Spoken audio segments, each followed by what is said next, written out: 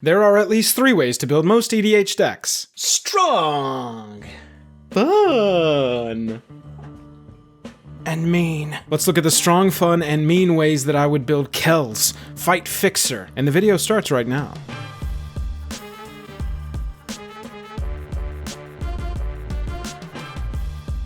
Special thanks to our Patreon supporters who power our channel. Check out our Patreon for monthly giveaways, exclusive content, and even a starring role in our fan fight series. Link in the description below. Hello and welcome to the day. Thank you for spending your time with us. Welcome back to another episode of Jake and Joel Are Magic. I am Joel. We're going to talk about Kels, Fight Fixer, in Commander today. But first, if you would, hit that like button down there, hit that subscribe button if you like the video by the end of it, and let me know down in the comments what Commander you want me to build 3 ways.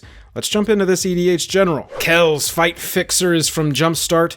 4/3 for 4 mana, 2 black, 2 other, with Menace for a legendary creature, Azra Warlock. Very cool. Don't know many Azra yet in this multiverse. Kels says whenever you sack a creature, you may pay either 1 blue or 1 black. If you do, draw a card. Wow.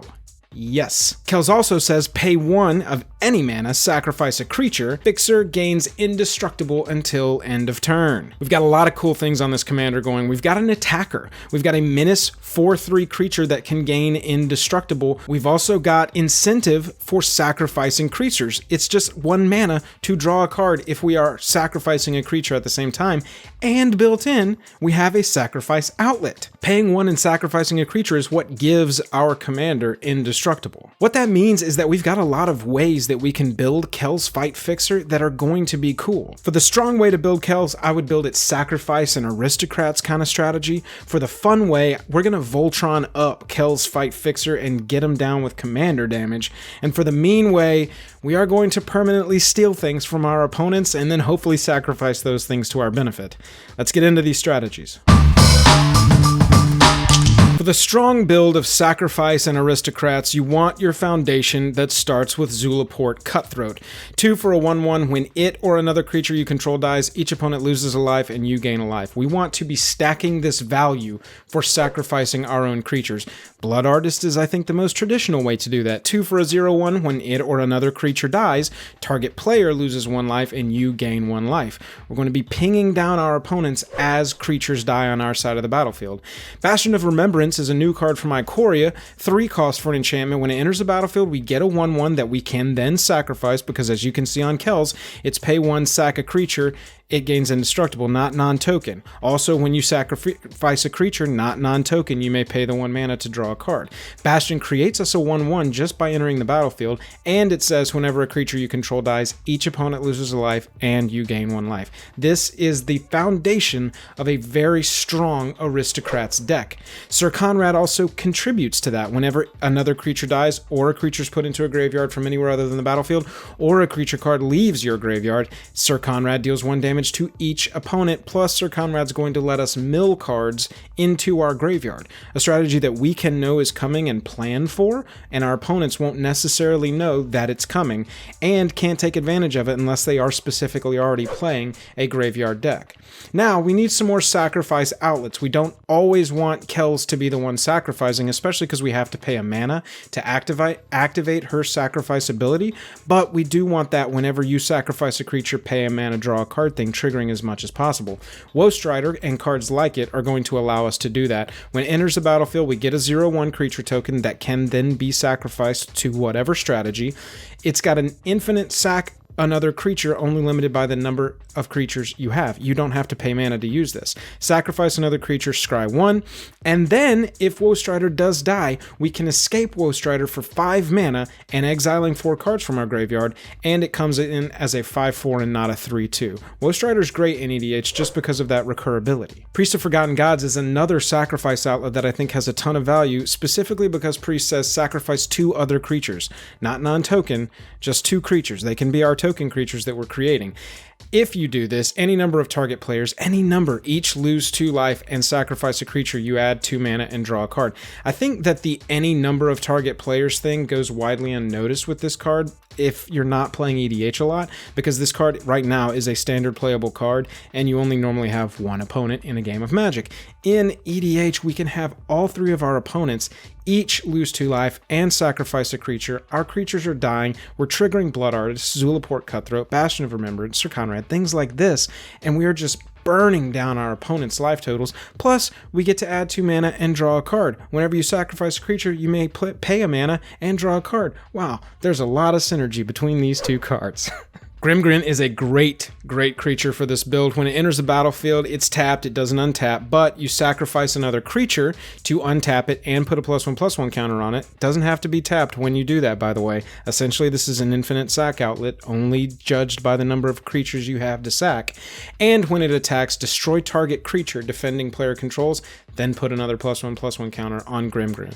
I'm a huge fan of the amount of synergy that one creature has with this deck. We've also got Chasm Skulker. It's a squid horror for 3, 1/1. Whenever you draw a card, put a +1/+1 on it, and when it dies, gets sacrificed, blocks and dies, however, doesn't matter.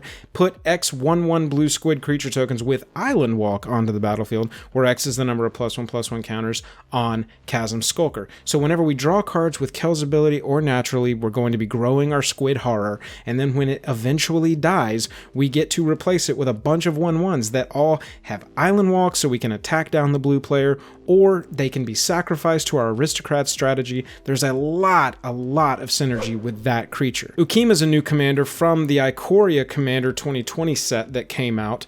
3 cost for a 2/2. It can't be blocked, and when it leaves the battlefield, it deals X damage to target player and you gain X life, where X is its power. So this is a creature that is representative of a lot of different types of creatures that you may want to find for this build that have leaves the battlefield or death triggers, and so you're kind of incentivized to sacrifice them, or at the very least, you're not just losing a thing when you do sacrifice them, you're getting some extra value off of it. This combined with, Priest of the Forgotten Gods plus Kels' ability plus Bastion Remembrance, this kind of thing, all stacking, all these synergies stacking. Lots of players are losing lots of life, you're gaining life back, all because you sacrifice some creatures and we draw some extra cards because of Kels' ability. Pawn of Ulamog. Now, we've got all of these sacrifice outlets, we've looked at some creatures that have sacrifice value built into them. Let's create some things to sacrifice and give us that extra value. Pawn of Ulamog. When it or another non-token creature you control is put into a graveyard from the battlefield, you can create 0/1 colorless Eldrazi spawn tokens. Now, they can naturally sacrifice to add 1 mana to your mana pool. However, they can be sacrificed by any of these other outlets that we've gone over to give us value in other ways as well. Plus, if we're sacrificing creatures that are already on the battlefield, they're being replaced by these 0/1s, and so we get to sacrifice double and get extra value out of that death. Dreadhorde is a fantastic card in this build because it's going to constantly make sure that we have at least a 1/1 on the battlefield. At the beginning of your upkeep, you're going to lose a life and amass 1, which is putting a +1/+1 counter on an army you control, or creating a 0/0 black zombie army and then putting that counter on top of it. So it either grows that one creature or it just makes sure that we have something to sacrifice and keep our Kels on the battlefield with that indestructible cause. Eventually, if your zombie token gets up to power 6 or greater and it's attacking, it gains lifelink, so you can gain back some of the life you lost. But with an Aristocrats strategy, we're not that worried about losing life because we're going to get so many ping life gains that it's not really going to affect us too much. Now, we've got all this stuff in the graveyard, so you want to also play some cards that can recur creatures from the graveyard back onto the battlefield and use that graveyard as a second hand so that you can get some of that stuff back. Living Death is a great way to do that. Exile all creature cards from your graveyard, then sacrifice everything you've got on the battlefield. That triggers all of our sacrifice abilities if you're keeping up. Then you put all the cards that you exiled from the graveyard onto the battlefield. This hits everybody, but a lot of times we're going to get more value out of it because we will have been sacrificing stuff this entire game and will return a lot more than our opponents. I particularly love this card because I've also seen it work as a board wipe for black, which is if they don't have anything in their graveyard, they sacrifice everything they've got on the battlefield and then they get to return nothing. Victimize is another way to do it. 3 mana for a sorcery, choose 2 target creature cards in your graveyard, sack a creature, not a non-token creature, just any creature, sacrifice an Eldrazi spawn token, return 2 chosen creatures into play tapped. This is huge. This one in particular is one of my favorites for the deck just because it synergizes doubly. You can also run cards like Reanimate, and really any recursion card is is probably going to be good in this deck and find a home. Alright, we've talked about the Sacrifice and Aristocrats strategy. Let's move into the fun build and Voltron Kels Fight Fixer Up. Voltron is a strategy where you take your commander and you fit it with a bunch of equipment and auras so that it basically becomes this like unblockable, invincible damage dealer, and you win through commander damage, dealing commander damage to any individual opponent or all of them if you want to win that way just by itself. First thing we want to do, let's give it unblockable, so let's go with Aqueous Form. 1 blue, enchanted creature can't be blocked. Booyah. When it attacks, we also get to scry 1. Extra value. Love it. Swiftfoot Boots. Let's give it hexproof. Can't be targeted, removaled, and it gets haste, so we can start using it the turn it comes into play. Equip creature as hexproof and haste. Pays 2 to get it onto the battlefield. Pays 1 to equip it. It's a classic. It's in most every deck. You know Swiftfoot Boots. I like Shadow Spear a lot. Shadow Spear is going to give it trample and lifelink. Trample, which is another form of avoidance if we can't get unblockable on it, so that we keep getting damage across the battlefield. And we can pay 1 to make our opponent's permanents lose hexproof and indestructible until end of turn, so we can get some pesky stuff off of our opponent's side of the battlefield. Silent Arbiter is fantastic in a Voltron strategy because for 4 mana you get a 1/5 that says no more than 1 creature can attack each combat, which is already what we want to do, and no more than 1 creature may block each combat, so we don't have to worry about double, triple, multi-blocks onto our commander killing it if we haven't yet found a way to make it indestructible or unblockable or whatever we're going to do, so that that commander damage is guaranteed. Silent Arbiter is going to make sure that we are in one-on-one fights, and that's all we have to worry about. Tainted Strike, this is a hello surprise. We don't have to get all of the commander damage across if it's got infect, and we just need to get it above 10. Poison counters above 10, opponent's going to lose. Tainted Strike, if we can get that power up above that, all of a sudden the opponent is all the way dead just from 1 instant speed ability on an unblocked commander whose power is enough to make poison counters to take it out. How do we get its power up? Let's go with cards like Black Blade Reforged. 2 mana for a legendary artifact. Equip legendary creature for 3, which is all we really care about. And it gets +1/+1 for each land you control. You know how many lands you're going to have in a commander game? This is huge. Okay, this is how you get that power up enough to make it a very big threat on our side of the battlefield. Warhammer's a classic and just kind of a pet card of mine for Voltron strategies. 3 cost for a +3/+0 and trample, which is very important, like I said. And we get life gain on it as well. 3 cost to play, 3 cost to equip. Not a bad artifact to look at for builds like this. Whisper Silk Cloak, this is what we want. Totally. 3 costs for an equipment. It can't be blocked and can't be the target of spells or abilities. It keeps targeted removal off of it and gives it unblockable, so it's just getting through. For only a 2 equip, that's not a bad equipment. Fire Shrieker is going to give us double strike, which is huge. You know, it's just ways to clear the board. They're going to have to do multiple blocks so that all of the power equals our creature's toughness if they are really trying to kill it. Fire Shrieker is a good way of dealing with problems before they can even do damage back. Darksteel Plate is how to give it indestructible. Pay 3, equip it for 2. The equipment is indestructible, so it can't be destroyed, and our creature is indestructible, so it can't be destroyed. They're going to have to use exile effects, and that's what we're trying to do, is just reduce the ways very slowly that our commander can die. Make it indestructible, make it untargetable, make it be able to survive through board wipes, which we've got a way of doing that as well. Sword of Light and Shadow. I like this one. White and black are pretty well played. There is the one that gives them protection from black and green, which is probably preferred, but I like the synergy of this one in particular because it says whenever equipped creature deals combat damage to a player, you can gain 3 life and return up to 1 target creature card from your graveyard to your hand. In a deck where we're probably going to be sacrificing things to give Kels indestructible already, the mere fact that if they do deal combat damage, we can return those creatures from our graveyard to our hand keeps us in the game, keeps us filled up on resources, and makes sure that we don't burn out. Now, you may want to give other creatures all of these abilities as well, so you also want to think about some creatures that have some built-in avoidance or some built-in synergy with being Voltroned up, like Dimir Infiltrator. I picked this one in particular for this build because it's got that transmute, so you can pay 3, kick Dimir Infiltrator into the graveyard if you don't need it, and search your library for a card with the same CMC as this card, reveal it, and put it into your hand. So any of those equipments that we just went through that have a 3 CMC, Dimir Infiltrator can turn into that, or represent a threat on the battlefield that can have, you know, Black Blade Reforged and Darksteel Plate on it and be swinging for a huge amount unblockable. Try to find creatures that are going to give you extra value and also act as a pseudo secondary Voltron creature if they've just absolutely hated our commander out of the game and the CMC is too high to recast it.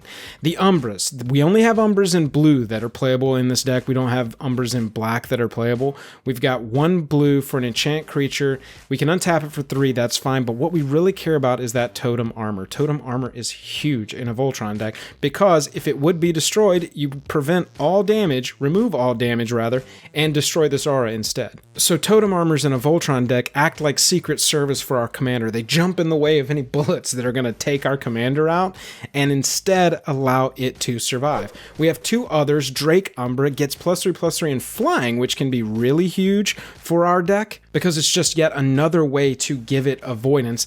Plus it has Totem Armor. We also have Eel Umbra, which gives it +1/+1. That's fine. It's 2 mana. It's flash, so it can flash in on top and maybe take the place of some effect and catch an opponent off guard and get them to use their thing, even though our thing is going to survive. And I know I said we had 2 more. We actually had 3 more. Octopus Umbra is fairly new. It's 5 cost. Enchanted creature gets base power and toughness 8/8, and whenever it attacks, you can tap a creature with power 8 or less.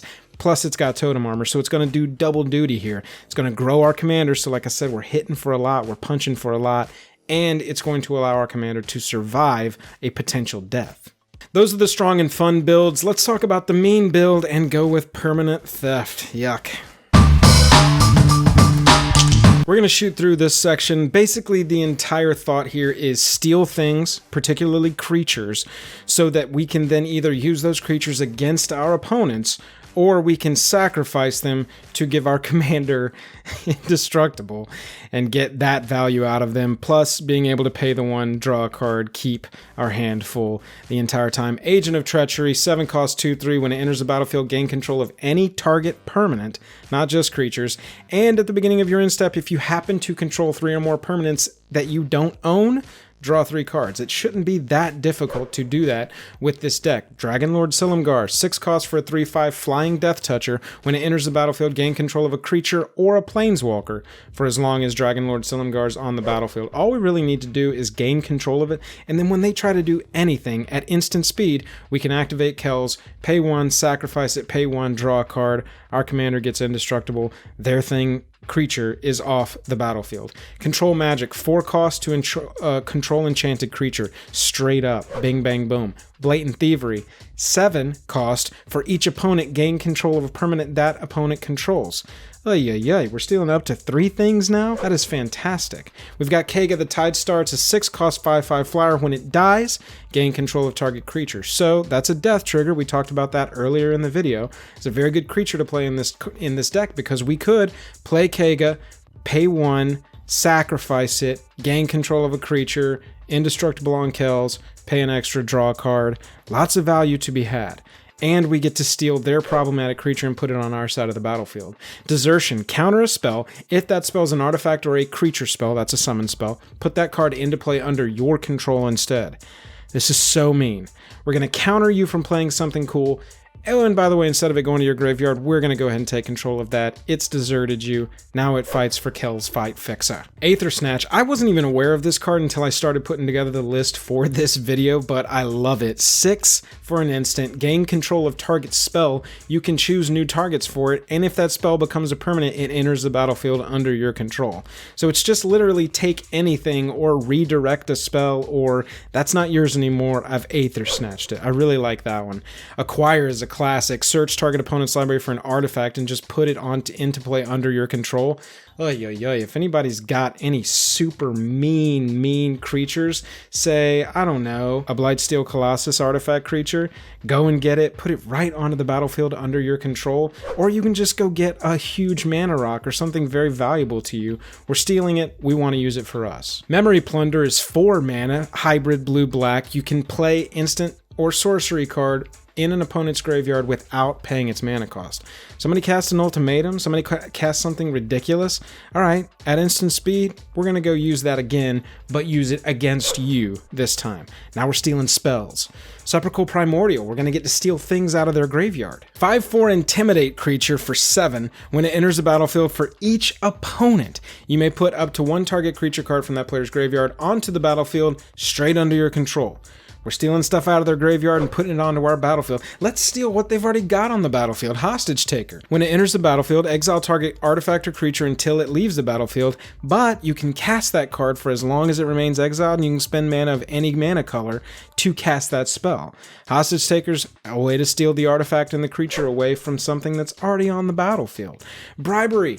This is like Acquire, but for creatures. Search target opponent's library for a creature card, put it onto the battlefield under your control. Straight up, you just get it. It's just yours. This strategy is not a way to make friends. I do want to warn you. Stealing things, a theft sub-theme in your deck, is not going to make people smile. Let me know how you're building Kels Fight Fixer.